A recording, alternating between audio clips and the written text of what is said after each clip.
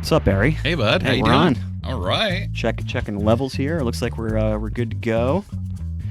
We were just chatting about lifestyles and whatnot. Yeah. Well, first of all, thanks for doing this, man. I'm stoked to be here. I think I first asked you to do this like a year or two ago, so I'm glad it finally is happening. I was letting it build. Yeah, I was letting it build. It's weird.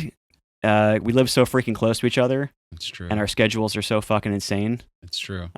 We almost never get to see each other, even though I could practically moonwalk to your house pretty easily. That is true. I mean, I see. That's the thing. I think you just see people through social media, and I see. You see people through social media, and you're kind of seeing them, but you're not. And, I love seeing your pain. I love seeing I watch and like all my friends' stuff, but in reality, it's like, wow, I haven't gave that person a hug in a long time.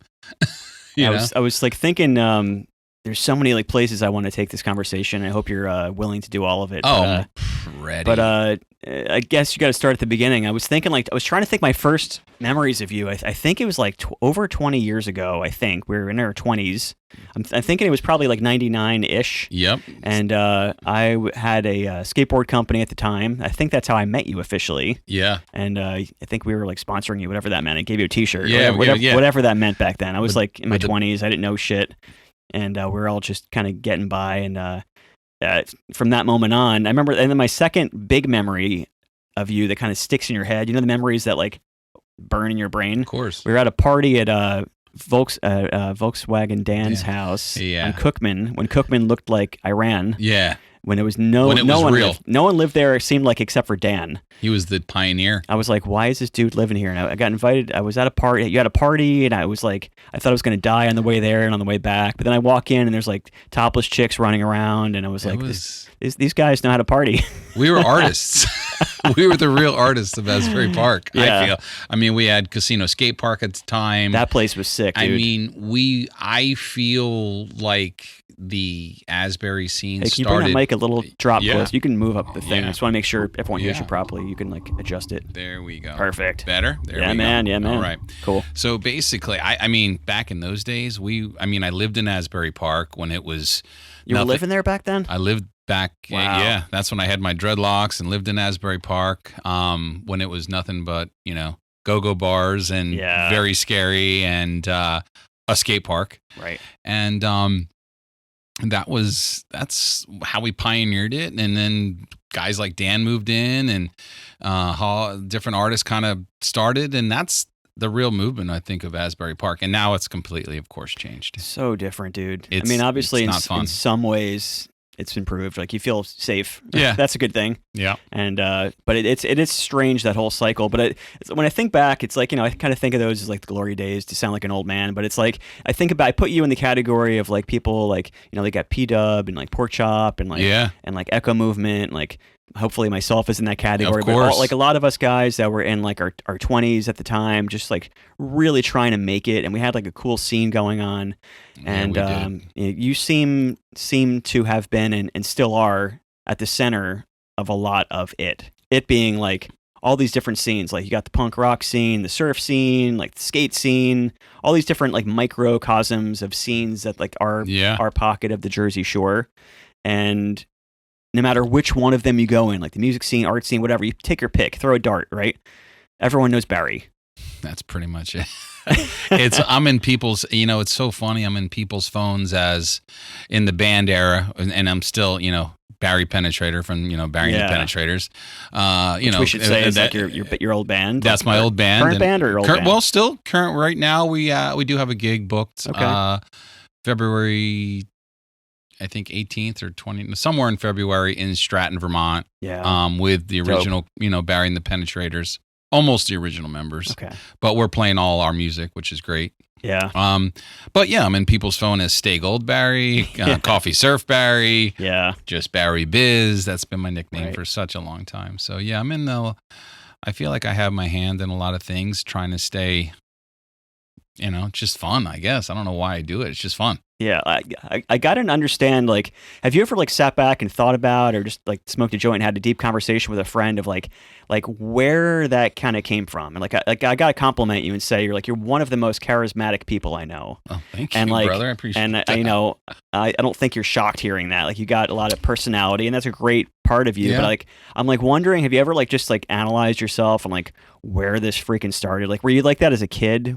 Like, did you just kind of know how to be like a social chameleon naturally, or was it just smoking a lot of weed, or like what was it that made you like that? Well, I think I was very lucky because I grew up in Orange County, California, all summer long. Really? From the age of 3. Okay. And then I lived, lived with my mom in Piscataway, New Jersey. So which is totally the same as Orange County. Yeah, so close. So I was at the age of 3 going to California on a plane with my brother. He was 5. We were put on a plane and flew back and forth. Back in the day, you were allowed to do crazy shit. Now you can't even imagine sending my 12-year-old on a plane by himself. But, right. So I got to live 2 cultures and really understand. So I really got involved in like the surf culture of Orange County. And, as I got older, I felt I was bringing stuff back to the East Coast or Jersey when, I was wearing Vans, checkered Vans when they pretty much first came out back in, the early mid 80s when I was younger, and everybody in school made fun of me. It was definitely a mixed crew of people in school. Yeah. We can say that, but they made fun of me every day for wearing clown shoes.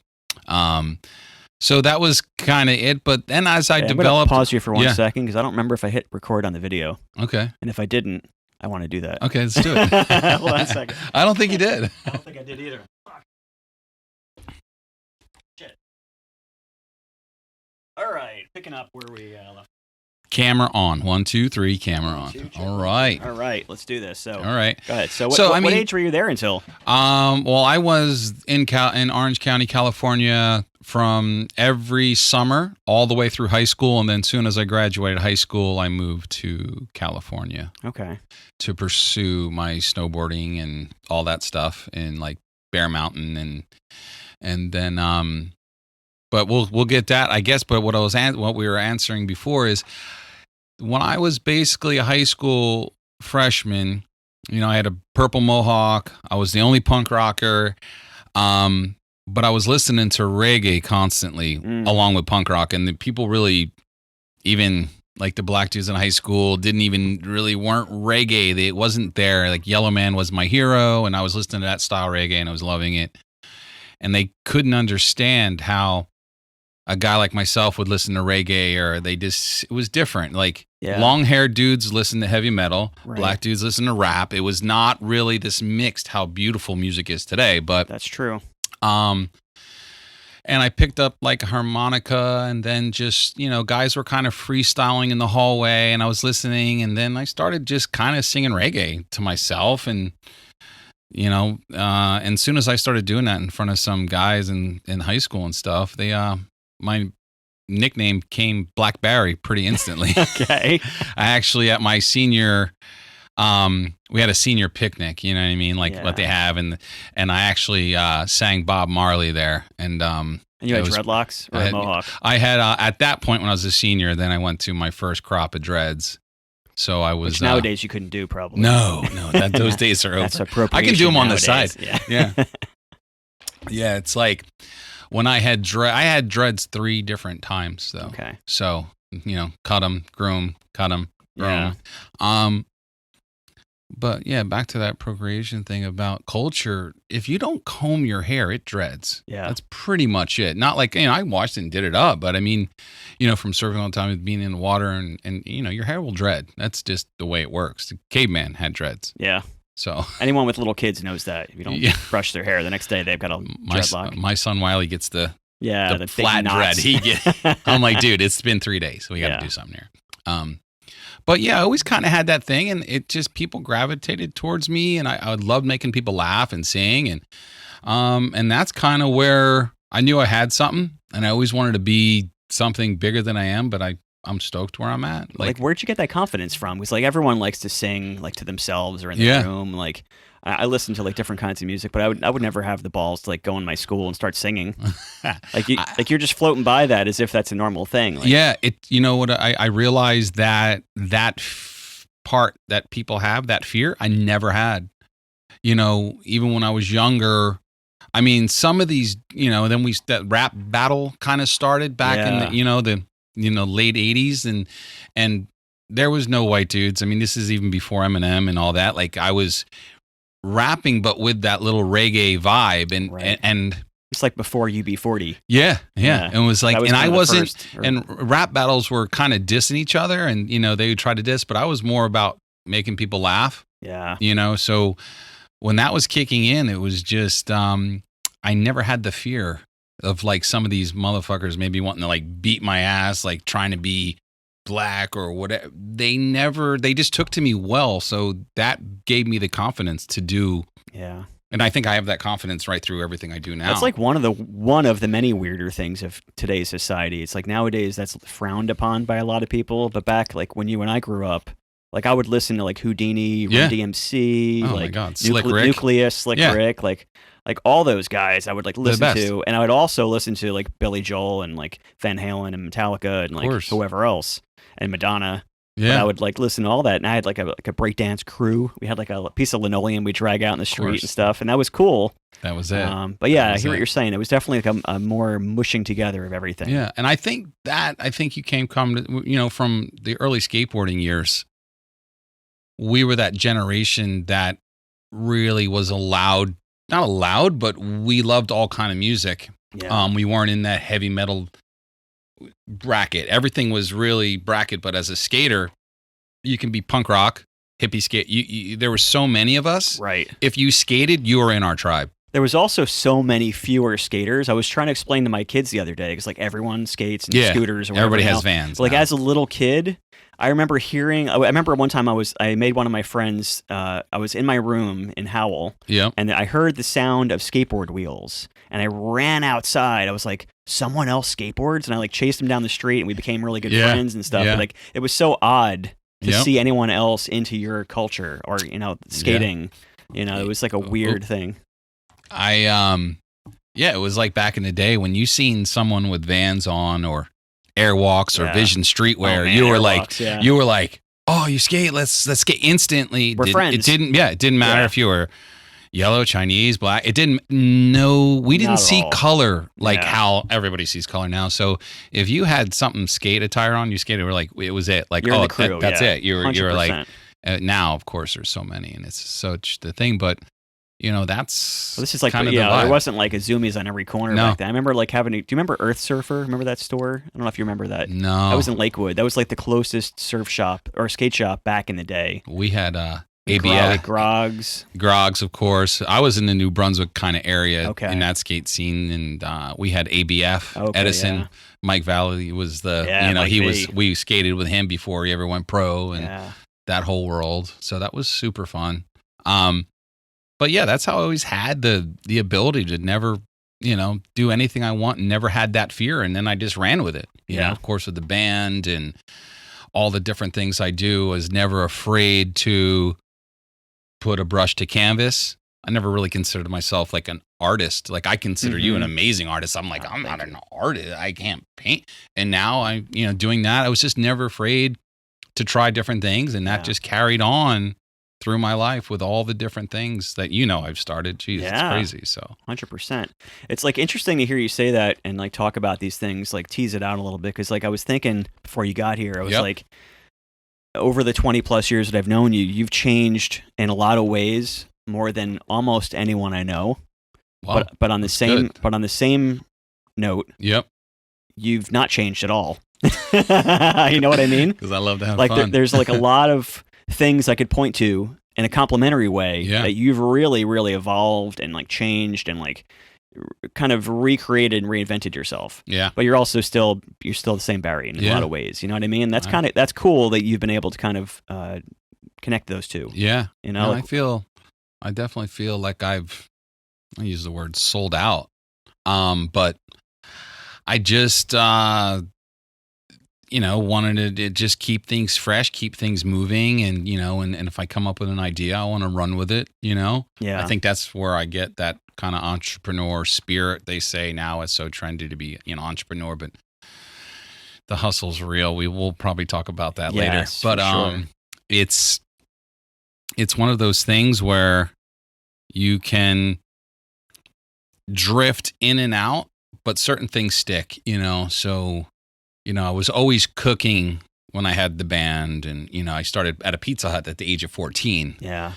Working after school, doing 30 hours a week. I don't think even kids are allowed to do that now, I don't think. But I was at Pizza Hut for 2 years, and that kind of started my kitchen career, and worked in many restaurants and different things like that. And then, of course, when I finally moved down the shore, I think I was 20 when I moved to Asbury Park. And so what year did you come here from California, like full time? Full time. When I graduated high school, I moved to California, and I lasted in California about a half year. My dad was like, "What's going on?" And all my friends, my brother, Bill, and my whole skateboarding crew moved to Stratton, Vermont. Okay. And Stratton at that time was just building up this awesome snowboarding. We had the U.S. Open. It was like insane. So they're like, "Dude, move to Vermont. And my dad was like, "I'll get you a ticket if you want to go." And I was like, "Yeah, let me go. Let me go to Vermont. Yeah. That's where snowboarding is for the East Coast. I'm in East Coast, so let's go to Vermont." So did the Vermont that year, slept on a 4, hitchhiked every day with a snowboard to work or to the mountain. It was just so lucky that I was able to catch that end of that era. Yeah. When you were more free, you were never scared. Someone would always spark a joint after picking you up on the access road. It was amazing. And then you'd be too high to snowboard, and then I would sit in the lodge and eat some cupcakes or something, whatever. But that's kind of that. And then that year after Stratton, I actually met a girl and moved in with her in Asbury Park. Okay, and that's what brought you down here. And that's what brought me down here, a girl. That's so wild. So I was in Asbury Park for a long time. You know what? This is like going off on a tangent, but it seems strange to me, like the type of person you are, you kind of stayed here. Like you seem more, people say this to me all the time. Yeah. And I have like my own reasons, but like are you anchored here because of family, or is it just more? Well, I love my mom, and she's like an hour away. Yeah. And like, family is important. Yeah. But my dad and everybody else is in California. I think living on both coasts, I got to really never had that skateboarding surfer, New Jersey guy, California, San Diego dream. Yeah. As you see a lot of our people that we know move to San Diego for 3 years, 4 years, whatever. And everybody comes back to Jersey. Mm-hmm.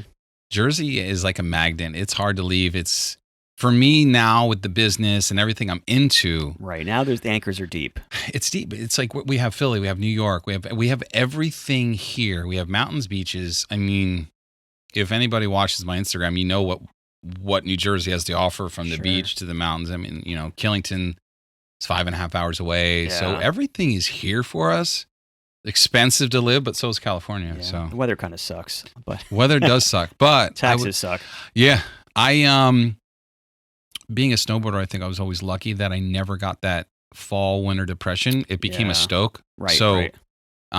And as my daughter started snowboarding, it became even a bigger stoke, because now you're doing something you love with your kid, and that's just made it triple. It's like, oh, summer's over, I get sad, no more beach. I'm like, but I was teaching her at a young age, but now what's coming? Snowboarding. And she'd be like, yes. And that just built it, My kids are so stoked on snowboard season. Like you, my kids have been snowboarding since they were like super tiny. Oh, I know. I watched it. It's so great. Dude, the first few years, I don't know if you did this with like Lucy and Wiley, but like I would like carry them on my shoulder up the hill. Oh, yeah. Let them go down. Carry them up the hill, go down. Human chairlift. Yeah. Human chairlift. But they rip now, and it's so fun. I mean, your daughter is like crazy. Yeah. Yeah. It's awesome.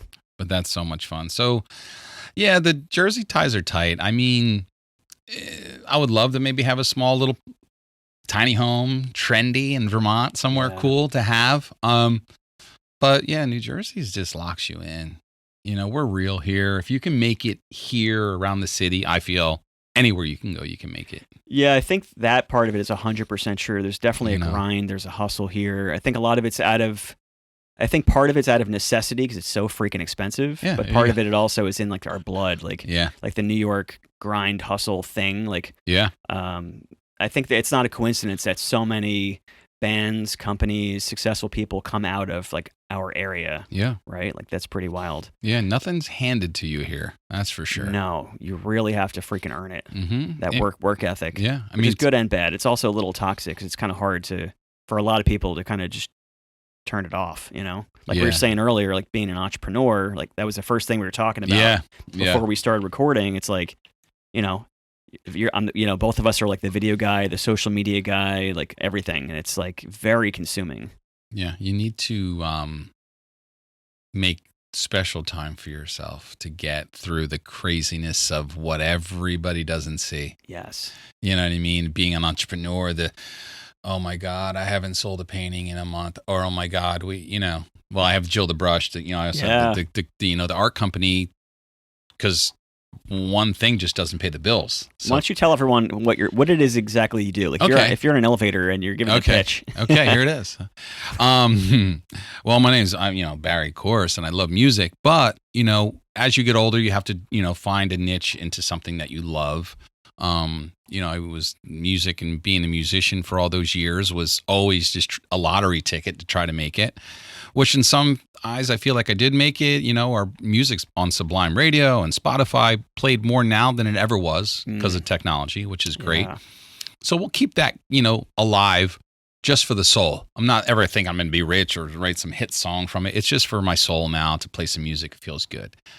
I started a restaurant right after Sandy, which was 10 years ago, Stay Gold Cafe and Lounge. That was a dream, to own and chef your own restaurant, and that was great for a little bit. I learned a lot, goods and bads.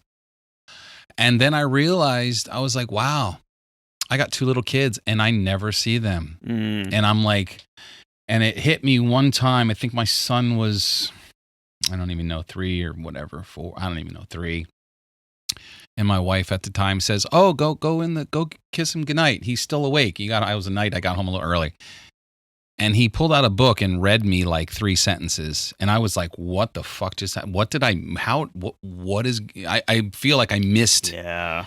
And that's when I kind of made a commitment. I was like, you know what? These little guys, I need to raise this generation right. I'm not going to be that dad. And from there on out, I kind of talked to my wife and I was like, I'm kind of done with this 80-hour week craziness. I never wanted to picture myself being in the restaurant, locked in, like that old diner guy, he's doing there. Hey, he gets to see everybody at work, but it has no life. And I was like, I wanted more.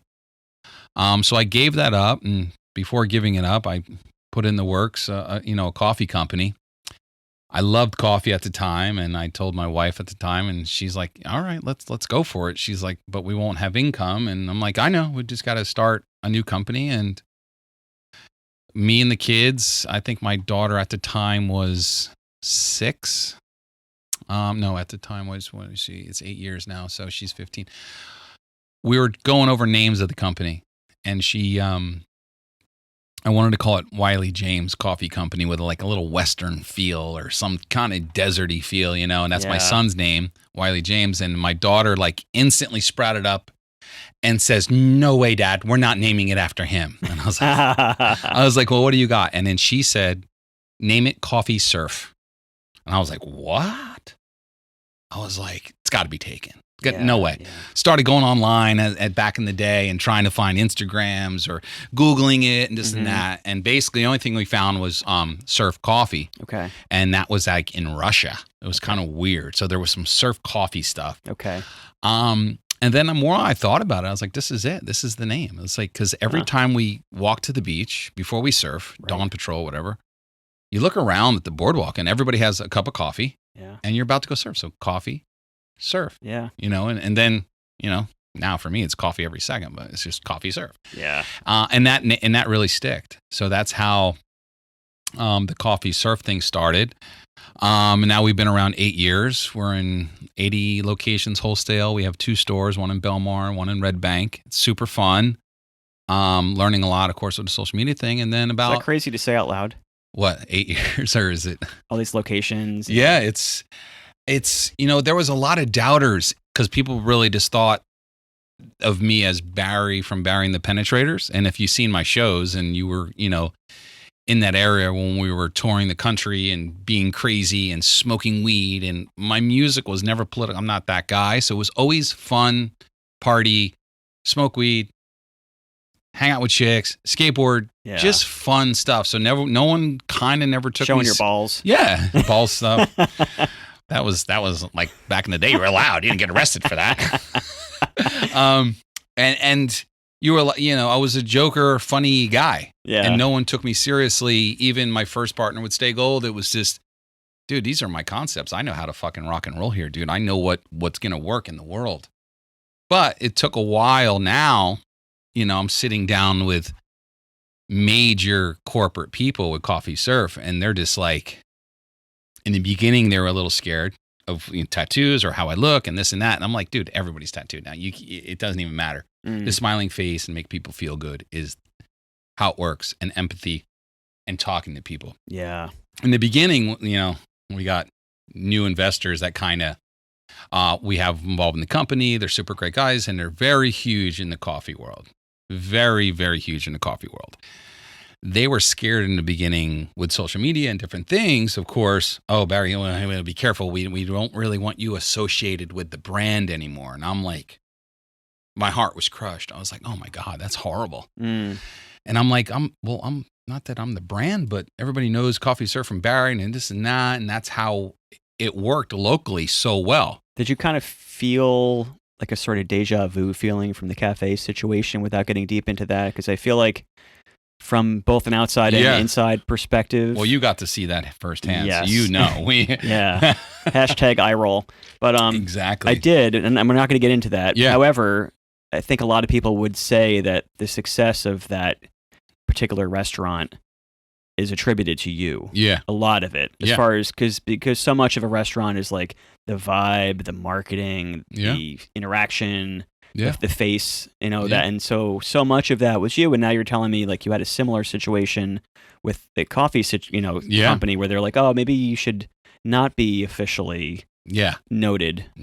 And now it worked out because there's thousands of coffee companies. Some are great and some are not, but it's just, at the end of the day, it's coffee. What's great about Coffee Surf now that I'm, back when, if you watch the Instagram and stuff we do now, it's me. You're getting Barry, and I think people are super connected to someone within a company. Let it be if you're working at Walmart and you make minimum wage, or you're working on Wall Street. People want to be connected to their brand and someone who actually started as a normal guy, never went to college, never just had dreams to do cool things. Yeah. And a lot of people can relate to that, and it gives people hope. So now with the social media, probably about we're going about 7-9 months now of me being back in the forefront. And now people are liking it so much, and people are messaging me and DMing me from the coffee company, and just nice, cool things. Yeah. There's always a little bit of haters, but I don't mind that either, because that just creates more creativity for me. So it's being that guy was nice. I with the creativity thing, and that was just saying back right before I said that. With the short-term memory loss. Short-term memory loss. Smoke that weed. Still smoke weed. But I use it more as medicine now, because it's medicine now. Yeah, bro. It's medicine. No, but it's now, if you go on Coffee Surf Instagram, you're going to see a lot more of me. We're actually launching a bunch of new stuff on the website and really connecting to the people. So if you guys are listening out there, if anybody, so now what we're doing, we're launching soon. If anybody orders online, which they do now, my work will become a little bit more, because I will get a text to my phone. Jay ordered coffee, I will, wherever I'm at, let it be if I'm on my beach walk, or I'm at home, or I'm in the roasting facility, wherever I'm brewing coffee, I will take 3 minutes. I record myself thanking, hey, Jay, thank you so much for buying the coffee. We really appreciate it. I text that to the people in the office, and the office sends that video to the person. So they're getting me personally thanking them for buying the coffee. You know what I mean? Cool. There's a lot of cool things smaller companies doing. Nice little handwritten note. Thank you for buying my chapstick I make at home in the basement. Giving props. It's great. I always write notes. It's amazing. My fiance loves getting these little letters when she orders from small companies. She loves it. So what's the next best thing is the guy who's on the gram, the guy who's making your coffee, the guy who's delivering your coffee, the guy who's fixing your kegerators, the dude who's doing everything. No matter how busy you are, I will take time for every customer. You know, so that's kind of... There's like a couple things at play there, because obviously there's building a brand. Yeah. Of the coffee company. Yeah. There's also building your brand. Yeah. I'm like, and since you always have things like brewing, pun intended, right? Yeah. Is there a side of you where you're like trying to build your personal brand into something else, like whatever that might mean? You know, I think it's just, you know, what's funny you say that, because just about 3 weeks ago, I changed my Instagram title to, you know, father, snowboarder. And then I wrote just entertainer, because I feel like no matter what I do, I'm more of an entertainer, you know, entrepreneur than anything else. So it's, as I build through now, you know, Coffee Surf has way more followers than my personal page. And mine is growing from people following, oh, that's the owner of Coffee Surf. And then they do more research and like, oh my God, that was Barry from Penetrator, you know, just different things. Of course, I want to build my own. I have a lot of stuff upstairs. Yeah. And not that I'm worried about anything failing, but I have different things upstairs that are in my brain that are always, you always do. Going. And of course, I launched with my fiance, Jill. I love you. What's up, Jill? She's an amazing artist. She's an art teacher at high school. She teaches like all this great stuff. And she's been an artist her whole life and all that. And I just watched her work and being around her as we were friends for a long time. I just kind of loved the vibe and different things she would do. And I seen like an opportunity there that I think, and I'm just assuming you're the exception. A lot of artists can't bring their art to business. And I know some close friends that are an amazing, let them be whatever they do, graphic, anything. And they just can't apply their awesome skill to the business. And that's the hardest part. Well, Jill was the same way. It's like, you are amazing. We can do so many things. Yeah. You know, and then, you know, she never used paint markers or, you know, she was always brush, you know. So I looked at her and I'm like, you know what? Jill the Brush, D-A Brush. She's like, what? I'm like, yeah, that's it. Jill the Brush and Co. And I'm the Co. Yeah. So we launched our mural and art business. And for what we've done in 3 years of it, we can stay as busy as we want or not, which is cool. We paint everything from hand painted sneakers, Vans is big, you know, Nikes, to murals. I mean, we have murals everywhere. We have work everywhere. Yeah. But it's our side hustle. So it's like, if some guy is whatever in a restaurant and he's kind of dickish, we don't have to take the job. Thank God. Yeah. You know what I mean? Sometimes we do, and it's a little tight, but we kind of have the opportunity to be like, you know what? We only want to work for good people. Yeah. You know, it's like, sure, I'm not going to be a prisoner to you for this, you know, $2,000 mural. No, thanks. Not worth it. Like, we already have our little jobs that we try to make money with. And so I feel like with Jill, amazing artist, but trying to tie her into the business world. And that's kind of what I brought to the table for that. I mean, we do paint together and we do a bunch of stuff together, which is great. I'm still an artist. I say I'm an artist, but that's all you have to do, though. Yeah. It's like one of the few, I always like talk about this, but it's like one of the few mediums where there really are no standards or objective anything. Yeah. Like if you were telling me, hey, I'm a gourmet chef, there might be some pushback, right? Yeah. And I don't know if you are. I have no idea. But I'm saying, or if you say, hey, I'm a classically trained tuba player, whatever. Yeah. But like visual arts, you could be like, I'm an artist. Poof. I'm an artist. And I think a lot of people are definitely claiming that. I mean, Jill comes from the fine art But she world. definitely, let's stay for the record, she's clearly an artist. And I love what you're talking about, because it's like, it's important for any creative to hear this stuff. Like, diversifying your income stream is so freaking important and hard as fuck. Yeah. Right? Yeah. And also it's like there's like a couple schools of thought on it, because like the one school of thought, which I understand fully, is like do one thing, do it freaking amazing, and you'll eventually find success. The other school of thought is like do a billion things and, you know, don't kind of pigeonhole your talent or your time, and sort of diversify. And me being an artist doing a podcast is a clear example of that. Yeah. I feel like it's helpful from my experience. Unless you're like those, you know, one of a billion people where it hits right off out of the bat, you know, like. Yeah. Well, I mean, for what you're doing, there's two artists that stand out in my head that really kind of made it. And I mean, you're one of them. I mean, to do the art that you do from way back when you were doing it, and I'm like, how does he make money as an artist?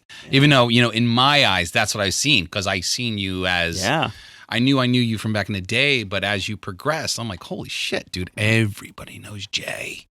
He's like a famous artist. I hear girls talking about him. I'm like, yeah, I know him. Yeah. It's the same, it's the same. You know what I mean? You know? So but you tied it, you made it a business, and you had, you know, maybe your wife helped, but you had the ability as an artist to not just paint in your basement and store paintings and hope there's going to be an art show somewhere that you can put your paintings and this and that. You were the pioneer of different things on phone cases and just stuff early on that you can put art on. You were like, I'm on that, on this. And I was like, look at this fucking guy go. And now I'm doing NFTs. Like, you gotta constantly pivot. I think we're great examples, both of us, on like pivoting, adapting, just doing whatever the hell the Jersey hustle. Right? Yeah. Like even like when I first met you, I had a skateboard company. That was another example of like, let me just try something I'm passionate about. Yep. See if I can make it work. It's always been like, I want to know what your motivating thing is. For me, when I got out of college, I had like a quote unquote real job for 2 months. Yep. And by the second month, I didn't see the sunrise or the sunset. Yeah. And I was driving in Fort Lee on traffic, and I was looking at all like the zombies around me driving in traffic on their commute. This. And I was like, holy crap, that's my future. And I would stop at a red light or a toll, and I would look next to me, and there'd be like brain dead looking zombies. And I'm like, if I don't stop right now, I'm going to get sucked into this and never be able to escape. That's my future. Yeah. So that's like my constant push. Yeah. Do whatever it takes to like have a good lifestyle, to make money, to do what you love, to find some kind of fulfillment in what you're doing, even though every day is certainly not the most fulfilling. As we were talking about, it's hard, it's a grind, but guess what? We're not sitting in cubicles. We're not sitting in traffic on a commute.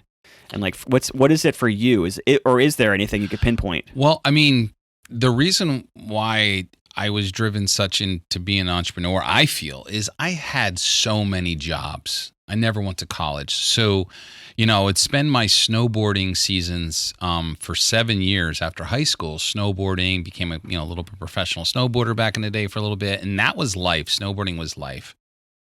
In the off season, we'd work like 4 or 3 jobs, 80 hours a week, to be able to have our winters off and maybe work a little bit at the mountain to get a season pass and stuff like that. So, but I realized I was the kind of worker that always gave 110%. Same. So my some bosses loved it and wanted me to be there forever. But I hate to say it, the majority of employers that I had were just dicks.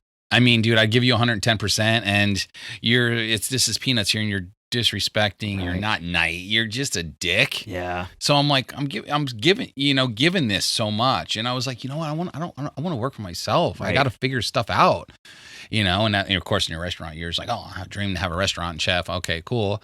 And that turned out to be, wow, it's a great dream. Super hard work. Didn't see my kids. It's hard to have that balance. And then I was lucky enough that I loved coffee, and coffee went into a way that was like, wow, I can still have a life and work hard, but control everything I'm doing. Yeah.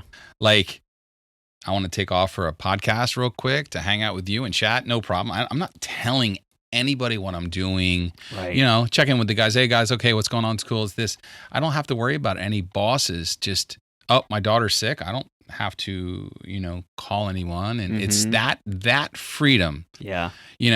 every little bit of money I make pays my bills. Okay, cool. We're struggling still, but the feeling of freedom is way more than having money in your wallet. Dude, I feel that so much, man. And that's the like drive. How many friends do we have that are like our age bracket that make like billions of times more money than us, but like they're not getting back till 7, 8 o'clock at night. Yeah. They're driving to the city or on the ferry or the subway or whatever, like leaving 6 a.m. and it's like, you've got 20, 50 times more money than I do, but like you just said, like I'm gonna hang out with Barry and talk. Yeah, you know, nice BMW. Yeah, but what is that? Dude, I drive my old 2006 Dodge truck, and I don't give a. That's one thing that I think also is I never have to bling and feel like, oh, I have. Yeah, I do have a 70 Dodge, that's kind of fun and it's a hot pretty rod. Dope. That is, I love driving that every day, but I'll never be the BMW guy. I'll never be the Rolex guy. Right. I'm not a guy who to put on suits. Superficial and it's so nice, that's the drive. That's the drive to not have. And sometimes, I am human. I'll wake up and be like, oh my God, this is fucking hard today. Where am I going to get this to pay this? Oh my God, I hope an art job comes through something. You have those feelings and it's like, it'd be just easier. I mean, go work from Walmart 40 hours a week and not worry and just be that guy. But early on, like when you were in traffic, you were like, no, fuck this. Right. Fuck this. Yeah. And that was me. I just was like, you know what? I can't have, and I mean, I just turned 50 on Sunday. So happy birthday, man. Yeah. Thank you, brother. And I can't have some fresh kid out of college that's working in some position telling me what to do with all my wisdom and experience. It's just because I never went to college. It just doesn't work for me no more. So no, that's why part of the hustle is real. So all you guys listen out there, have the drive to do whatever you want. Don't give up. If you are an artist, do art, but you still have time. And that will probably get into like my morning rituals. You have time to do shit. I was going to say to jump off of what you just said, like the advice you just gave to other artists listening, I would oh man, I don't know if I'd give the same advice. Yeah. To be honest. And here's why. Okay. On the one hand, like what we do has a great appeal. Yeah. On the other hand, being totally bluntly transparent here with you right now, doing what you love for work becomes work. Oh, of and course. so if an artist or a musician is listening, I might also say, or strongly consider getting a job that pays the bills so you don't put that pressure on your talent. Because there's a lot of days, to be honest with everyone listening, there's a lot of days when I miss being able to paint just because I like to paint. Yeah. Nowadays, a lot of artists will DM me or I'll meet people and they'll tell me they want to do their art for a living. And I'm like, I totally get it, obviously. However, I kind of miss just being able to do the art thing and not have to be putting out reels on Instagram or doing newsletters. Like I try to find pleasure in all of those things. So it's not like I'm not, I do enjoy those tasks, but there's a lot of days when I don't want to be doing those and you have to anyway. Yeah. So like it becomes work. It does. Putting the pressure on your talent is a real thing also. Yeah. And it sucks. What happens naturally in your brain and living through life is that just drains you from being more creative. The real world crushes creativity. Yes. And certain people is why majority of the people aren't entrepreneurs, because they'll just work that job and just do that. What I think helped for me personally and why I said that is because I do have my hand in multiple things. You do. I can jump up on stage and sing with any reggae band and Yellowman, or just go to a show and they're like, Barry, come jump up. And I'm as confident to do that if like I do it every day. Mm-hmm. With the coffee company, I can talk to any executive, to any coffee shop, to any bagel shop, and they get me, or I'm just a guy delivering coffee, head down, bringing the keg. Here you go. Have a great day, guys. And then now with the art, that's a whole other outlet that I'm like loving doing. And I gave you that little thing, the little earrings that you didn't know for your lovely wife. You walk in this morning, you're like, oh, here's earrings for Chelsea. And it's like, I didn't even know you were making. These are super cool, like hand-painted shell earrings. Yeah. So super rad. Yeah. It's just an outlet. This is how the mind works as an entrepreneur. Yeah. How I started the earrings. So I hand paint earrings along with all the stuff me and Jill do But this is my little other like side hustle. Sure. But we tie it into Jill the Brush of all our art stuff goes together, kind of. She loved earrings, and I was always buying her earrings. And we'd go to Vermont, and her little thing was earrings, and I was always like to surprise her. Right. Not diamonds. I'm just talking artist-driven earrings, Sure. handmade stuff. I would buy her. So I do these morning walks in the morning, before sunrise, right around sunrise, get in the water, doing this thing, and the next thing I know, I look down at the ground and I see these 2 shells that are perfect, looking like earrings. Yeah. And I picked them up, and I'm like, I'm gonna go paint these for her. I brought them home, painted it, drill them out, made the little earring things. And I showed her, and she was like, this is incredible. These are amazing. And I'm like, really? This is just a little gift I want to make for you. And she goes, no, you.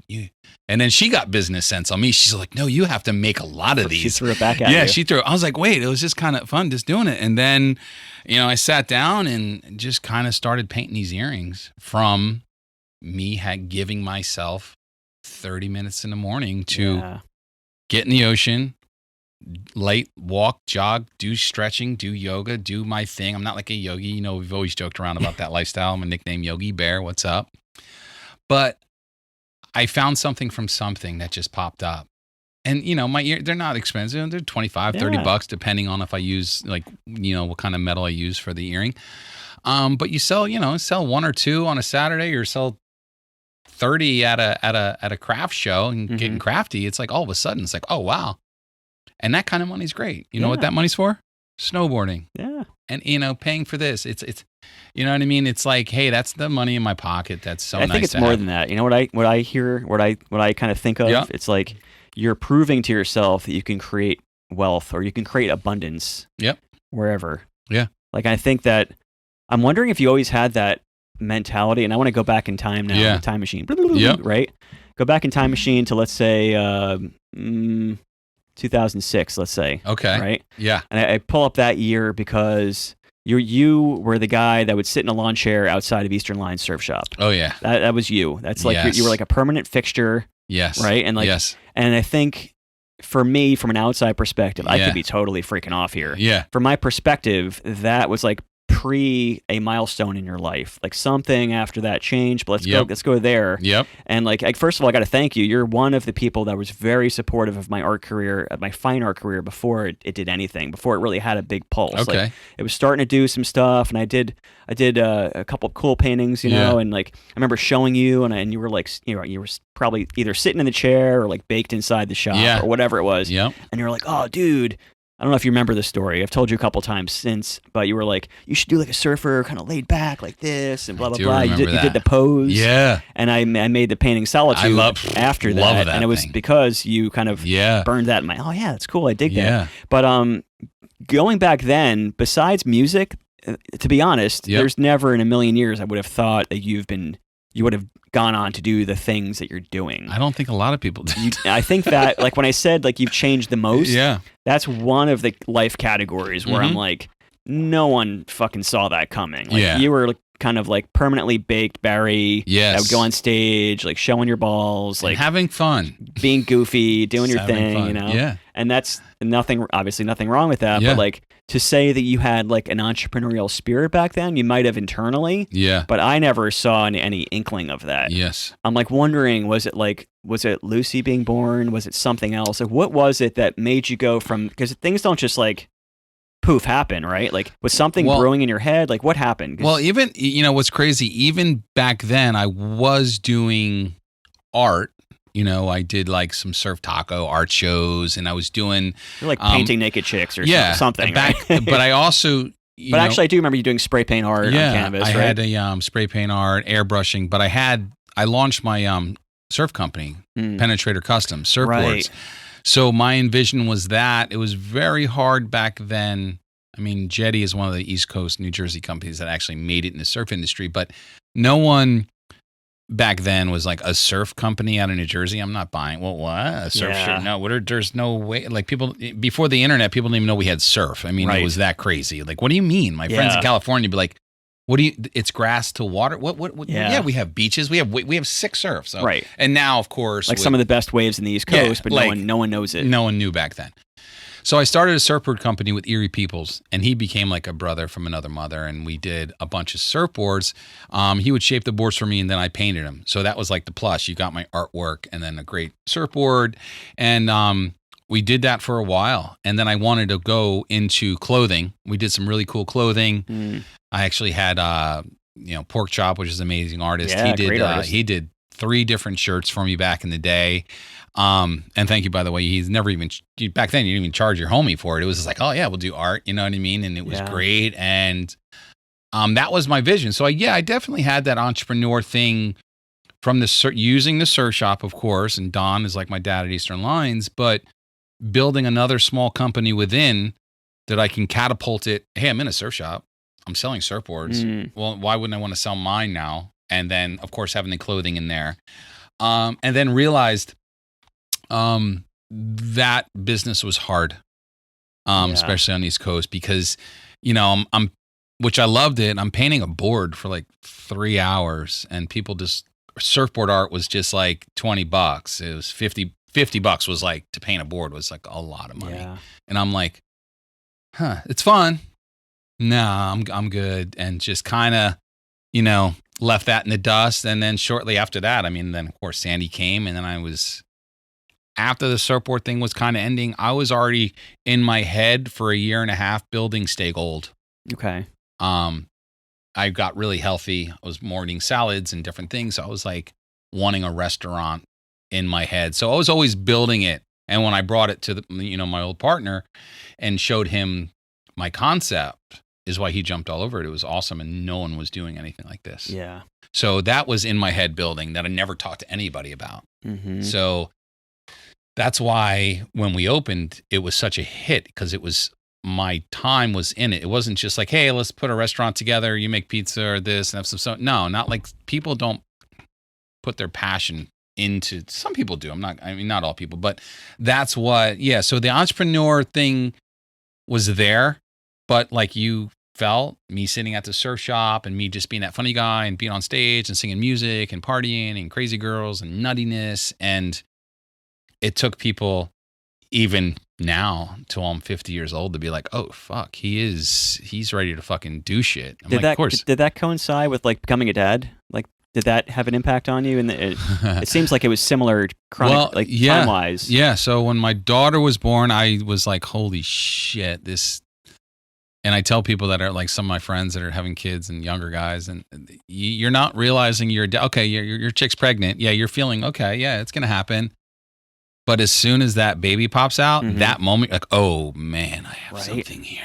So powerful. And that makes you scared, happy in so many ways, where I was like, oh my God, whoa, what about my band? Like how do I tour? And at the time, Gina, my ex-wife, she was our keyboard player. So, we were together 24/7, and now we had a baby. And she's like, what about the band? I'm like, well, we'll do what we can. My mom was super awesome. Still, would watch the kids. Lucy at the time, before school was easy. Then, Gina got back on it, and she was touring with us, stuff like that. And then it got hard when Lucy started kindergarten. That's when it got real. It's like, oh, well, the band now and this and that. It was, you know what I mean? And then that's right around the time that I was like, okay, let me put the music on maybe the back burner. And that's when I was working on Stay Gold in my head. Right. And then Sandy came and just ruined worlds here at the Jersey Shore for us. Yeah. And before Sandy, I was talking to my partner before we even, early stages of Stay Gold. And then after Sandy came, we built Stay Gold, and, the governor came down, building, thriving in Jersey Shore, ruined places. And we rode that wave, not on purpose, but it kind of helped us. Yeah. Like, wow, you're rebuilding the shore, that, that whole rebuild thing that those shirts were all over. So we got props with that. But that's when I was working 80 hours a week. My partner's like, nah, this, and I was like, right. It's my daughter's birthday, but no, it's Friday night. You're cooking. I was like, oh yeah, I'm a chef again. What am I fucking thinking? So I did that, and that was kind of like all in. crazy. Was that like one of those like be careful what you wish for type moments? Yes. Yeah. That happens a lot. But it took me 2.5 years to realize that I had my head down trying to build this company as fast as we could. I wasn't very business smart as he was. He was very business smart, and we had loans, and to build this restaurant was $250,000, and it was crazy. And he can only, I was like, I need to make more money a week, and he's like, no, this is it. This is what you get paid. This is what we do. Meanwhile, he was very set, but he was ahead of me in the business game. And you have to work all these hours. Doesn't matter if you. So that was tough. And then the stress of being in the kitchen again, and that's when I was still realizing, wait, I want to be in the front of the house. Like I have my chef outfit on. I'm cooking in the back. I'm my only guy back there, and it's a Saturday. But I wanted to see my friends coming in to eat. I can go out there for 1 second. Hey, I got to go back. It was like I wanted to be more of the front of the house guy, and it just wasn't working out like the way I thought. Right. And back then I was training a lot. I was exercising a lot still, but it was very hard getting up super early in the morning to train, and then being at work for 12 hours, and then coming home, passing out. No kid life. Yeah. And then, the crazy thing happened to me is I had the 100% blockage in the widowmaker in my heart. I was in the hospital for 7 days. I was eating good. I was working hard, doing things I thought right, trying to build for my family. And, not playing music, not doing this, not snowboarding, and I ended up, having the 100% blockage in my heart after chest pains. And for 4 months I waited. And then I was in the hospital for 7 days for that. And then that was also like kind of when my son was reading the book, and I was like, what the fuck am I doing? Yeah, like a wake-up call. Huh? Yeah, I had a 5% survival rate. Thank God I wasn't a smoker, not really a drinker, not really a drug. I smoked my herbs, but thank God I wasn't that. The heart doctor's like, you'd have been dead. Your survival rate's 5%. You were in good shape that your blood vessels kind of went around. It kind of made its own way around the blockage. Right. When you have 100% blockage on the widowmaker, it's the heart attack that you have, hit the floor, and you're dead. Yeah. So that was another like wake up call that kind of changed things. Like, so working hard and doing that is great. Maybe if I would have started at 24, that's business style, which I think some kids are very smart now. Right. There's a lot of, right now in the generation, there's more millionaire kids than, in that early 20s than we've ever seen. Is that smart or not? What's your thoughts on that? Like, I think about that all the time, like the age bracket that we are. Like, I think I spend too much time like thinking about like coulda, shoulda, woulda, it's that kind of stuff, right? Which is not super healthy, but I think like, what would it have been like if I did like a real job or did the commute that I didn't want to do and like made the money that I could have made? It's harder and harder to get out. It is harder and harder to get out. Do that for 4, 7 years, 10 years. You're like, well, I know nothing now. How am I going to leave this? I already have kids and a wife, and I have a house and a mortgage, and this is why I can't do this no more. It's like life is weird because you have so many options, right? Like when you're like you said, like early 20s, like you could work your freaking ass off, but you also could like realize that you're super young and travel the world. Yeah. Like which one are you going to regret? And that's what I think kids. That's what I think some of these generations are doing, especially now with vlogging and videos. But not that I'm like Gary V. I mean, I listen. Gary V. Yeah. He say things that I was already doing. Yeah. And I was like, damn right, dude. Like, you're 30, you're 40, dude, you got your whole life. He's like, I'll be doing new shit at 90. Yeah. And I was like, what's going to stop me? But I don't really regret everything I do with taking business to where I'm at now at 50, because when I was younger, our bodies were way better. You could party all night and still wake up at 6 a.m. No problem, if that was your thing when we do shows. But for snowboarding, it was like, I snowboard now, but nothing like how we were. And I feel like I did it right because, guys wait to retire that worked at the cubicle and they're making their $200,000 a year and driving a BMW, and their wife took care of the kids, and you don't even know what your kids' hobbies are.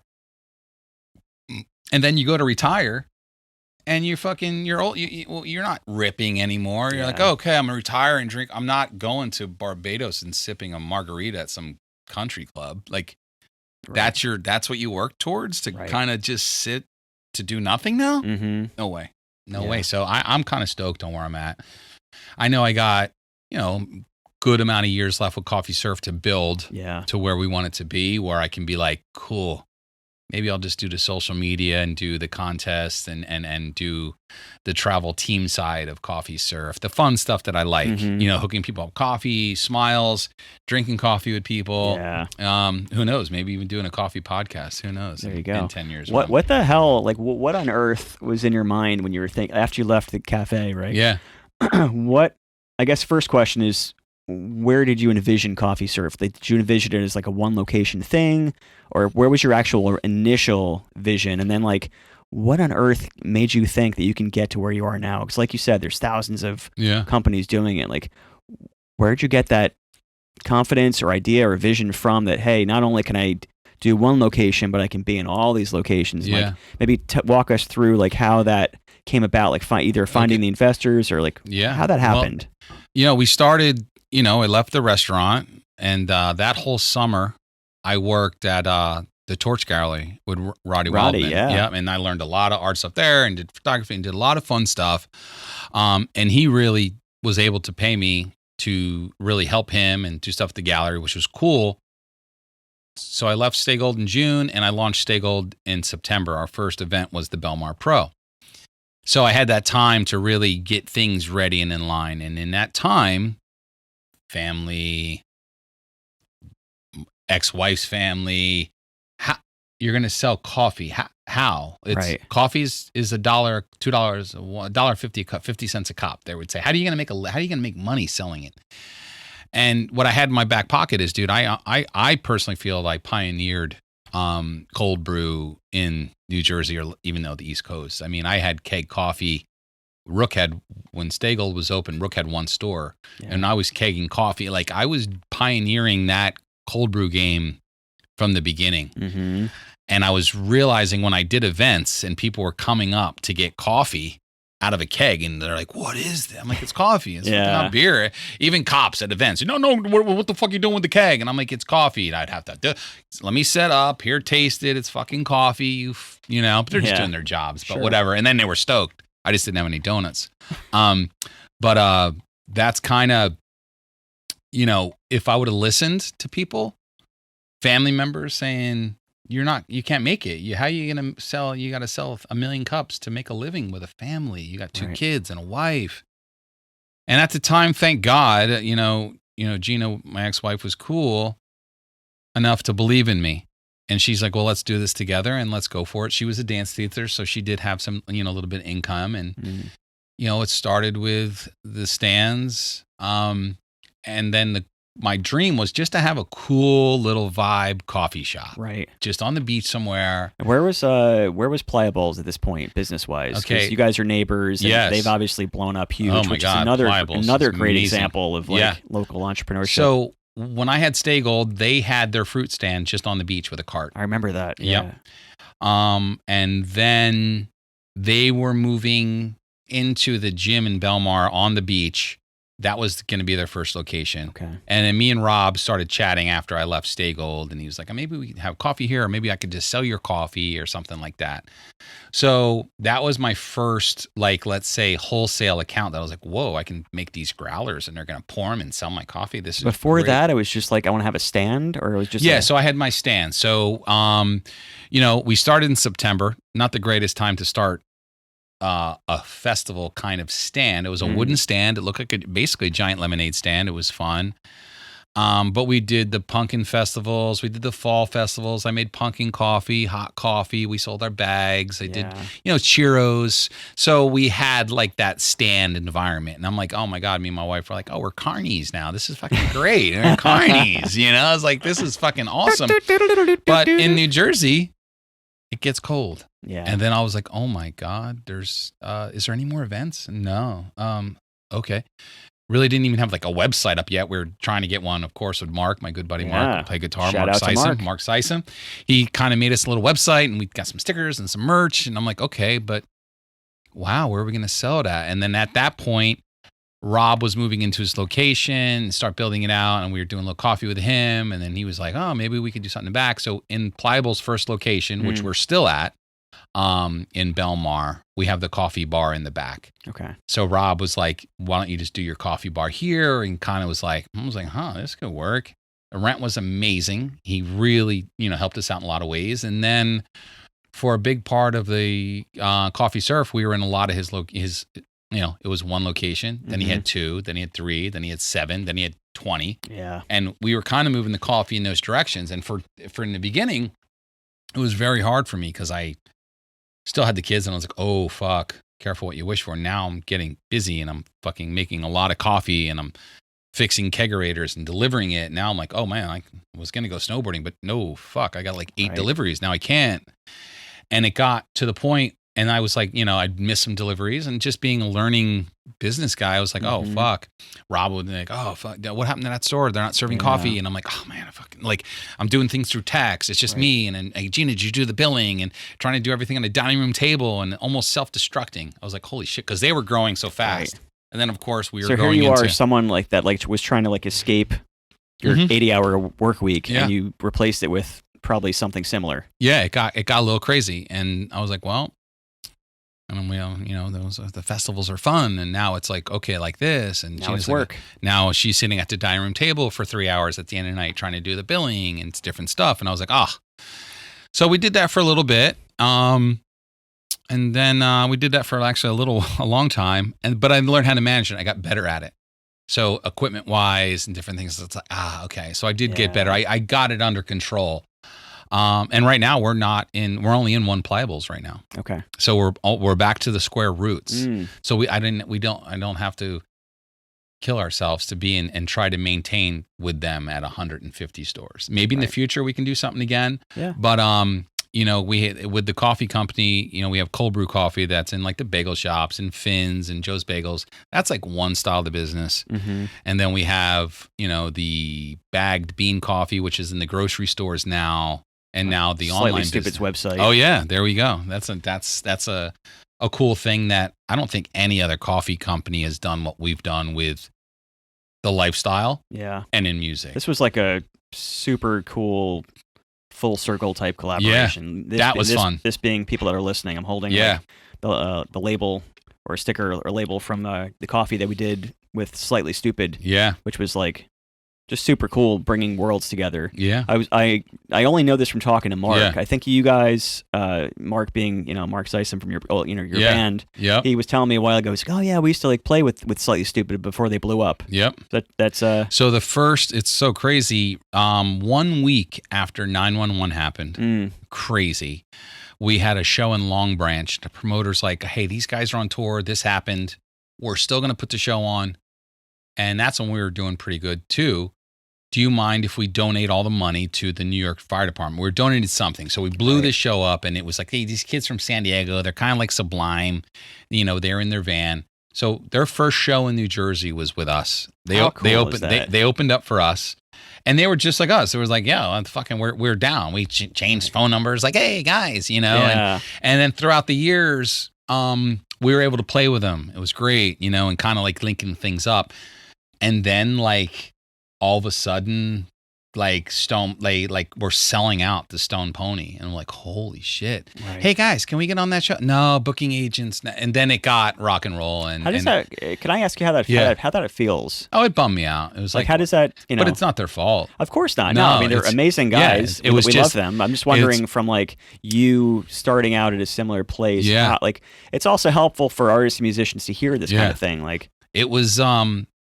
On one hand, I was like bummed. I was like, wow, man, it was an opportunity to play with those guys. And it was weird when reggae, when I call white boy reggae, if you're allowed to even say that anymore, it's everybody that would tour through, it would be sold out at the Pony. And then we got to a point where, we're doing good, but we're all the same bro status. But when we play in Jersey, it would be like, oh, well, it's like, you're not from California doing it. You're not from Cali. You're just Jersey. Jersey doesn't know reggae. Like, and it was weird. It was weird. Everything from Cali was great. And then, of course, Pepper from Hawaii. Oh, they're from Hawaii. It's even better. They're flying here from Hawaii. They have palm trees. Yeah, they got palm trees. We have nothing here. So, it was like that style music just really blew up Cali. And if you weren't in that genre of things, you just, we still toured and did our thing. We're doing it, trying to make it, but it was great to, start that relationship. And that started back then. We've always stayed tight. You started doing art forum, and then our whole worlds collide still, and it was super fun. We always stayed in touch. We're still at every show. I got so many pictures. You were sort of there when I like either the reason or one of the reasons that I connected with them. Oh, that's awesome. I remember one of the reasons I was like surfing with G Love in Lock Arbor, and the Stupid guys were around, and then I connected then. Yep. And then there was another time they floated through town, and I think you connected with maybe Miles or someone. Kyle or someone. Yep. Hey, they mentioned. They're into your art. You should connect with them. And I DM'd awesome. them, and the rest is history. But it's like great. It's pretty wild, like seeing how that stuff kind of plays out. Yeah, it's awesome. So, using the leverage of a coffee company, you're an artist, and Kyle's in town, and we started doing that thing. And right around COVID, started really getting the idea. They played my buddy's farm for my birthday. Kyle, Miles didn't make it, but everybody else played. Yeah, we did one weekend. Amazing. It was crazy. Daydream Farm, shout out Jeff, you're the man. But now COVID's over, and whatever. That's the farm. These crazy cool culture farm shows that were popping up were like really sick. Outside the box. So we had the boys come play in October. It was real. People were like, "What?" And I was like live painting with them, which was awesome. You live painting, super stoked. and it just the vibe all came together, and it made perfect sense for this this collaboration of friends. Yeah. And they did great with it. It's only on their website. So, and then there's art from it, and they did the print on t-shirts and did the coffee and did bundles with coffee mugs. It was just cool. I mean, it was just a fun thing to do. That I think no other coffee company has ever done, music sponsored. I mean, we sponsor motocross, we sponsor surfing, musicians. We don't have a professional yoga sponsor yet, but we might find some hot chick with 1 million followers on Instagram. There's probably a smart move. There's a lot of yoga Instagrams that are like got 1 million followers for some reason, but I think it's because of yoga pants. I think it's more the butt than anything. Yoga pants. But that's super fun. So it just keeps us connected. Nothing is. Whatever you can think and create, you can do. Yeah. Is there like a not formal, but is there like a realized belief in like the manifesting and the secret within you, like a spiritual type thing that vibes with that, or is that just like kind of how you think you've evolved to be? I think this who I evolved to be. It's just people always like to be around me, and even my fiancé, she's like, everywhere we go, everybody's like, every restaurant, if we go out to a bar, this and that, she wants to spend time, and let's just have a nice little date night. And she's like, 5 people come up to you a night. It doesn't feel like that was always as prominent in you. Can I say that without insulting you? Like it feels like you've sort of like really evolved into like a more like abundance mindset, like more of like a, whether you use the word manifesting or not, that's how I'll verbalize it. It seems like you've really pushed that side of you to be much more prominent, probably because, like you said, you had a near-death experience, became a dad, you had all these different experiences. Are those kind of the things that are, but I mean, look, I feel if I learned the tools now that I have in my pocket, this is called wisdom. Yeah. If I would have had that and social media and phones in our pockets and video, we were doing the craziest shit back then. Thank God I think we didn't have phones and videos. Like our RV on tour was ridiculous. I remember it. I mean, we did if we had videos of everything we did, I mean, if you fell asleep with your armpit out, you got duct taped and that shit got ripped off. Like we weren't filming it for people. Right. We were just torturing each other. This is even like, jagged, whatever. It was before even like it was just nuts. So I feel with social media and stuff like that, and it's not like I got a ton of followers on my page, but people still see it. And now that I've been doing my morning rituals and different things, and I'm filming them on my stories, more and more people. So it's putting me kind of in the limelight for people who know me. Yeah. And then of course Reels helped, because then you got more views on Reels. But Instagram's changing, because sometimes you can post a fucking reel up, and it gets 26 views. Right. How is this happening? I don't get Instagram, working my ass off. Example. I had a couple TikToks that went fucking crazy. Yeah. And then like the past 2 TikToks had like 6 views. Yeah. I'm like, what'd I do different? It's the same. It's crazy. So we have, Coffee Surf TikTok. Yeah. And I have a Jill the Brush TikTok. She's fucking hot, dude. So I know how to film stuff. She's still a teacher, but our first video got 125,000 views. Yeah. It's like, what? And we got 5,000 likes. It's crazy, but it's tying in art. And I think I learned that formula, tying in beautiful girl, great art, and our Dodge van. Mm-hmm. So the people that I've been learning from, these Instagram people, are like, that consistency is what people want. I posted like what we're doing when we're not painting, and I did like a snowboard video. Mm-hmm. It got nothing. Yeah. So I was like, okay. So for that world, I'm learning it. So now I'm trying to do that with the TikTok with Coffee Surf. But it's a business account, so it's a little different. You can't use a lot of music, and it's creeping along. It's all right. Mm-hmm. And then we started the YouTube shorts. So it's always something. But it's just, like I said, when they didn't want to really tie my face to the company about a year ago, 9 months, and it really started pushing me more and more into the forefront again, because there is a million coffee companies, but there's not a million Barrys. Yeah. So that kind of brought me into more people. I'm snowboarding in Stratton. Oh, dude, you're Coffee Surf. It used to be Barry and the Penetrators, but now a lot of generations younger that never knew I even have a band or sang reggae are like, oh, you're Coffee Surf. Love your coffee. And it's always awesome to hear that. Is that kind of stuff like a more so internally a blessing or a curse? Like the whole topic of like ego, right? Yeah. The ego, like one of my favorite authors is Eckhart Tolle. I don't know if you ever read him or heard about him. He talks about like the ego is both what makes you feel better than people and what makes you feel much less than people. So it's not just like I'm ego, I'm the greatest. It's also like I'm the worst. Like I'm wondering how like being a kind of attached to like the identity of like everywhere you go, you're Barry. Like there's like a certain amount of expectation. Yeah. And I'm wondering how that impacts you internally, like whether it's like you need it or whether it's like you're tired of it or whether like how does that like kind of internal conversation go? Because you're the kind of person that I feel I would just assume, and I could be wrong, you probably have a lot of social expectations. Like everyone has good days, bad days, whatever. Mm-hmm. But when people see you, you probably, I would assume, I could be wrong, you probably have to put on a smile or put on the face that they're expecting. Maybe not. No, I put of course, put on the face. It's like, I'm not the guy who's going to go into a room and complain about their day. Yeah. It's just not me. I'm going to keep it inside and do what I have to do as a man. Sure. Will I cry after a bad day? No doubt, to my chick. Like, listen, this is hard. I don't know what the fuck I can do. I don't know if this is me anymore. I can't. Right. And I have that woman that I can lean on to be like, thank God, and have that and be soft. I don't want to be soft in the public. I did some stuff social media with mental health and depression. I've had it all. Anxiety, which will go into what helps my anxiety the most. But that's what also keeps me driven. So it's what helps your anxiety?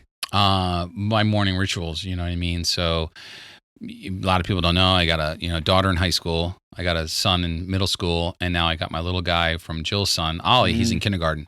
So mornings are Jill goes to work, I get the kids to school, and then I start my day. But I drop Lucy off school, shoot right to the beach, and I'm in board shorts, barefoot. As much as possible, I'm always barefoot. I do my little walk, jog kind of thing, exercise yoga, and I get in the water. I did that all last winter. And then through summer, when it was warmer, I stopped. And I was realizing like, wow, I'm back to being not feeling, it's summer. Why am I not happy? The sun's out. Because that cold water and that rush was like getting me through everything. Like going in the ocean by yourself, and I would do my little stories with it, and people were writing me and like, oh my God, Barry, keep it up, it's amazing, I'm living through this is great, and that helped a lot. And I was like, oh cool, okay, yeah, I'm by myself out here, but I'm not by myself, right? And that's the part of me that likes to be in front of the camera and fun, and it was just, but it was helping people, and I wasn't trying to get all like with people, but hey guys, like, yeah, mental health's real. I get depressed. You can make time as much as possible for yourself. Yeah. And like people are like, oh my God, Barry, you live the life. Some people who kind of don't know me, but maybe just know me through the social media things. Right. With fun stuff, girl, this. I try to do as much as I can with the kids. But No, I'm just as depressed sometimes and have anxiety, but I have to do this morning ritual thing that like helps tremendously. You have to give yourself time. You do. My mom was like, take 5 minutes and just breathe, give praise and this and that. I'm like, yeah, ma. When I was like, and now I'm to the point where I'm taking 30 minutes at the beach. Today was 44 degrees. The water's starting to finally get a little chillier. I like it. I'll be doing this now all the way through, into March and April until the water starts, when there's people on the beach again. It's not my thing when there's like, wow, there's 10, 15, 30 people at the beach. And I'm like, nah, I like being alone, Yeah. There was a lady out here this morning and she's like, can I film you going out? I'm like, yeah, go ahead. And she put it on her Instagram and now she's a librarian. Yeah. Became friends and we just wrote, whatever. She put it on her story and I followed her and, what I mean? And sometimes they're like, whoa, what's this big dude? Board shorts. I don't bring a towel. Okay. I bring a zip up hoodie. I'm barefoot always. I mean, cold plunges are like definitely like the rage now. Yeah, that's the rage. But what I do is I go in, I do my walk. I go in like probably 3 different times of my like 3 jetty walk or slight jog or stretch in between with no shirt, just my board shorts. So I feel that cold. Yeah. So that wind and it gives me like I conquered something sort of where it feels extreme. I was never a gym guy, even though I was getting in shape back. I'm not that guy who's going to do like 50 push-ups in this regimen at home and try to do this workout thing. I had to make it more extreme for me to be like, stuff that I kind of been doing. I do like a 50-pound, 45-pound backpack and I walk from my house to the beach, do my bust out with backpack. It's just different kind of stuff that helps my mind. That's good stuff. I wish I can go to the gym and just do tread and do like what certain people can do and they do it well. I was never a gym guy. I need that little bit more adventure stuff that people are like, oh, you're crazy for doing that. You're crazy for getting in the water. Yeah. The sharks and stuff. And it's cold. And there's whales too. There are. I've been scared of some whales. I saw whales a couple weeks ago. Yeah, the whales are crazy. I just picture, sometimes I smoke weed and I'll daydream and have fun in my head. And I just picture being out there and like a whale kind of coming up and like kind of talking to me a little bit or just crazy weird shit. I always imagine, and I think people forgot how to daydream and imagine. A lot of us adults don't know how to dream anymore. Even Jill shuts me down sometimes when I dream about something cool. Like, no, don't hinder my dreams because that's the greatest thing we have is dreams. I think that's why people like music and art, right? Yeah. Because people like us do something with the visions and the dreams. Yeah. Dude, your paintings are a dream. Are you kidding me? Thank you, man. You know my favorite painting of yours, right? I don't. I've told you. You probably have. I bought it for someone way back in the day. A print. Okay. Second Glance, was it? No, it's Lying by Moonlight. The blue. Yes. Long. On the beach. Yes. Little bounce chicka wow wow going on. A beautiful girl, beautiful guy. Moonlight. What's the name of that one? Lying by Moonlight. Go look at it, guys. It's my favorite. I gave that to someone for their birthday. Yeah. And she was like a huge fan. I've gotten some weird emails over the years about that one. Yeah. I got an email maybe about, 7-8 years ago or DM or something. People were like, oh man, I'm so glad I have that painting because I can't orgasm without it. Wow. That's fucking hot. I love that. I was like, all right, well, I guess the painting's doing its job. Yeah. Well, fuck. Put your painting on OnlyFans. Fuck it. Oh, man, there you go. Yeah, that's a whole other world. Jesus, there's so many of these free, young, living people that are doing very well for themselves, and God bless them. That's not at all related to what I was about to bring up, but it is true. It's true. One of the things, so I said like how you kind of threw everyone for a loop with the entrepreneur thing. Yeah. I think one of the other things is being a dad. I think you're a great dad from what I can see. And I think that's probably in another category. People around you are like, whoa, wasn't sure if I saw that, is there advice or insight you have as a dad that you can either offer to other people thinking about having kids, or like, I think you're doing it in a cool way. Yeah. And I'd love to know if you have any insights or thoughts. Yeah. I mean, being a dad is I feel the best, and I'm so blessed. I mean, going through a divorce with my wife wasn't easy. We are still friends. She took a different path in life, and I'm lucky enough to have my kids. So I have my kids full time, which is amazing. I'm one of those lucky dads that, some dads go through divorce, see their kids every other weekend. I would be crushed. I wouldn't be able to do it. Yeah. But on that note, my daughter was, the firstborn. And I was like, oh, of course, I want a son, snowboard, surf, skateboard. And realized that no, they're just going to be their own little person. I tried surfing. My daughter was like, I was doing surf lessons at Eastern Lines. And I'm like, oh my God, she's going to be such a surfer.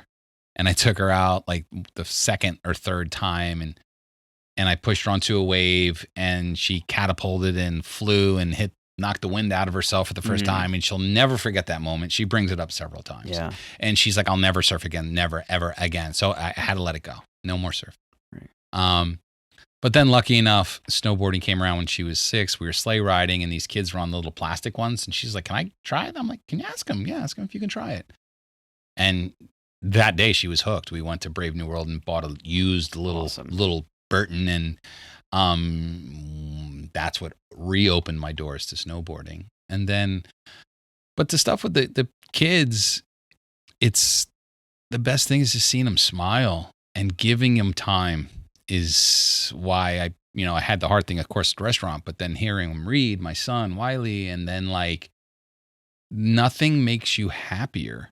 You can $1 million or that joy from the kids. So true. And I feel bad for the guys that are in corporate that are working hard, or both parents that now have to work in this day and age, and the nannies raising the kid, or the schools trying to raise the kids, which is the worst. Our school system's good, but like certain schools are, raising our kids. So I'm lucky enough that I'm not consider yourself broke. Like we struggle every day to pay. If the car breaks down, I'm like, oh my God, what the fuck are we going to do? I'm not a baller yet by any means, but like I said, my daughter's sick. She needs to go to the doctor. We want to take off to go to snowboarding at, indoor snowboarding for the day, take off from school. Do what we want to make ourselves happy. Mm-hmm. And I'm able to be that parent. My daughter's at school today, for an example. She texted, we talk all the time, but today she got like 98 on her driver's ed test, and she's, super stoked. So she sent that. And she texted me, that the kind of shit that we have fun with. But I'm lucky, and I let my kids be who they are. Mm-hmm. My son's always had long hair. He's chilling, Mr. Wiley James. Yeah. But just being around him and just cooking, which is another thing you cooked. I'm not in the restaurants no more, so I really enjoy cooking at home.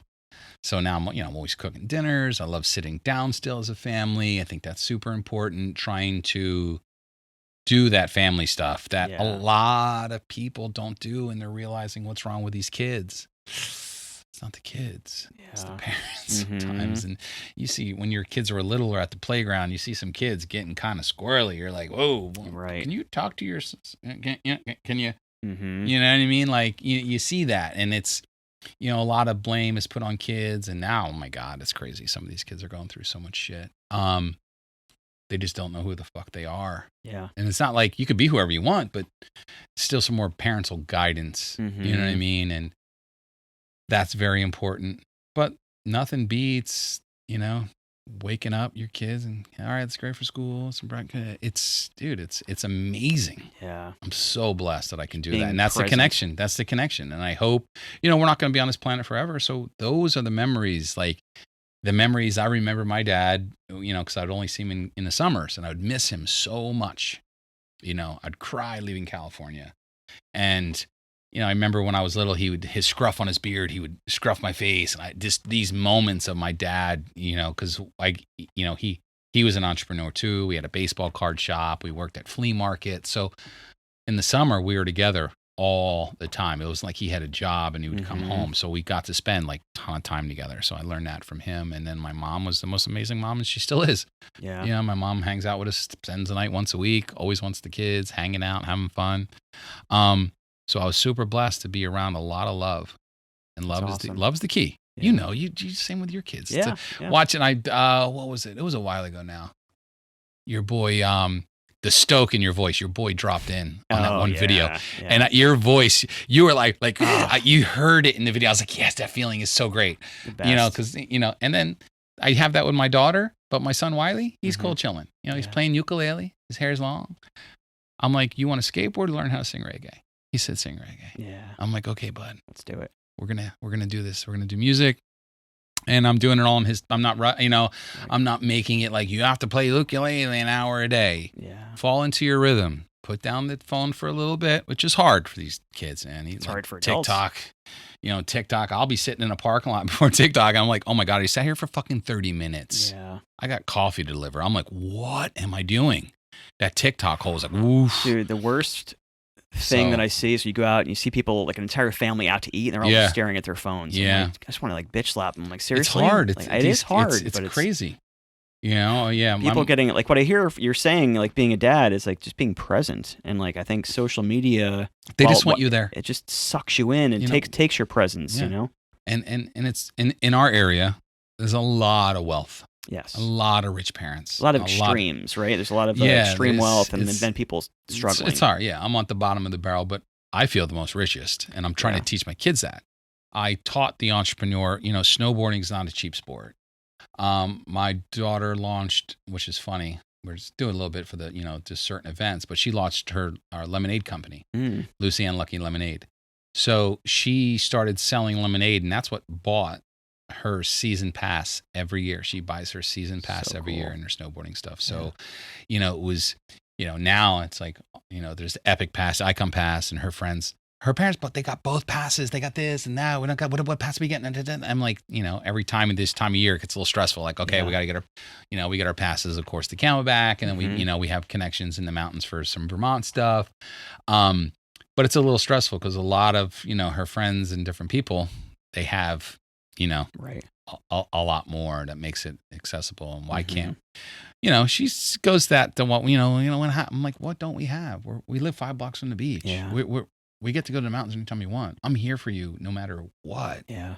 Like, she knows. Right. She knows. And my son knows, so it's great. And he snowboards a little bit now. He'll be snowboarding more. He's just not, he'll just be a cruiser. He's just a cruiser. That's all you want to take the lift with me? The best part is talking on the lift. Yeah, that's awesome. Yeah, what's up? And Dad, I'm going to fall getting off. I'd love I'm to like, meet if up you there, fall, man. We go to the same exact mountain. My in-laws have a house there. Yeah, we had that one session. Remember that one group session with the old partners? It was like, whoa.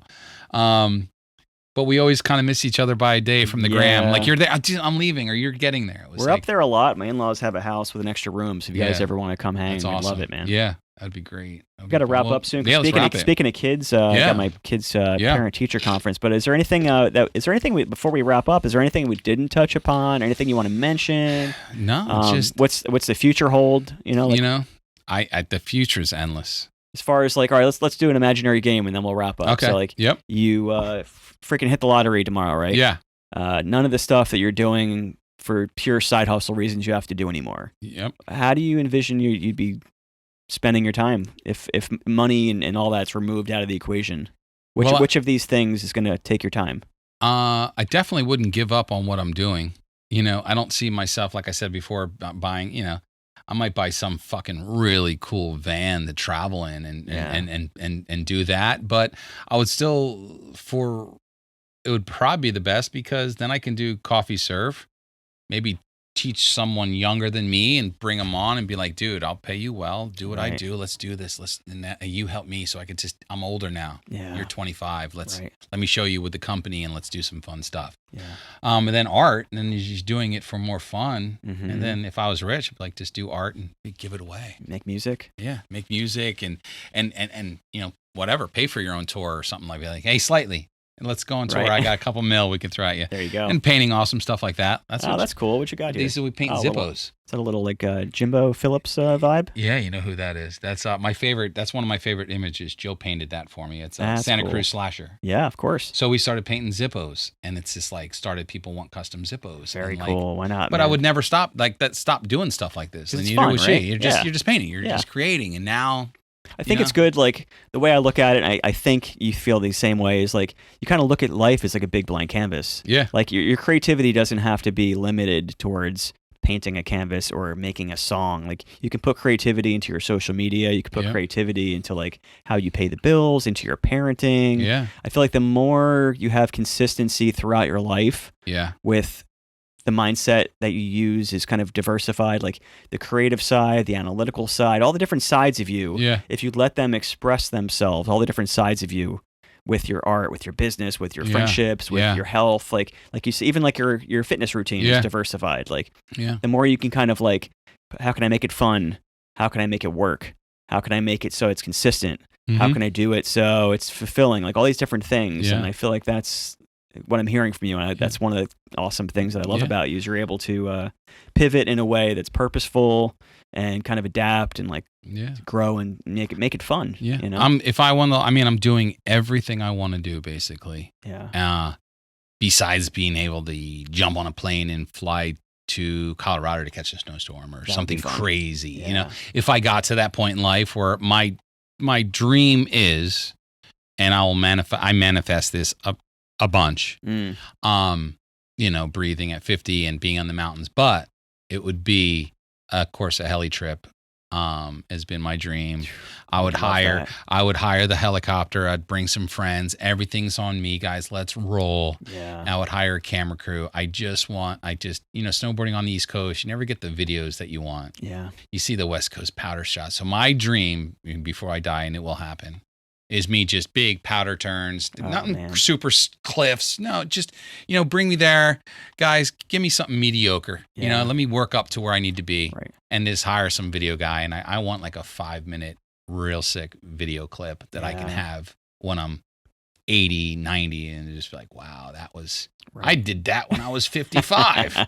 You know what I mean? Like that would be great. That's what I dream about. Not mansions, that. Like doing stuff dream. Just having enough security to not worry. You don't need like bling bling. No. Like we just recently got health insurance.